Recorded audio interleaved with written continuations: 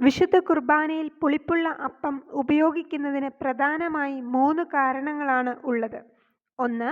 ആകയാൽ പഴയ പുളിമാവുകൊണ്ടല്ല, തിന്മയും ദുഷ്ടതയുമാകുന്ന പുളിമാവുകൊണ്ടുമല്ല, പ്രത്യുത നിർമ്മലതയുടെയും വിശുദ്ധിയുടെയും പുളിമാവുകൊണ്ട് നമുക്ക് പെരുന്നാൾ ആഘോഷിക്കാം. 1 കൊരിന്ത്യർ 5:8.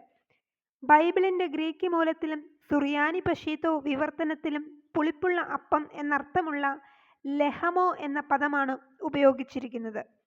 2. സ്വർഗരാജ്യം പുളിച്ച മാവിനോട് സദൃശ്യം. സ്വർഗരാജ്യം ഒരു സ്ത്രീ എടുത്ത പുളിമാവും പുളിക്കുവോളം 3 അളവ് മാവിൽ അടക്കിവെച്ച പുളിമാവിനോട് സദൃശ്യമാകുന്നു. മത്തായി 13:33. 3. സഭയുടെ പിന്തുടർച്ചയുടെയും ജീവന്റെയും പ്രതീകങ്ങളായി പുളിപ്പിനെ കണക്കാക്കുന്നു.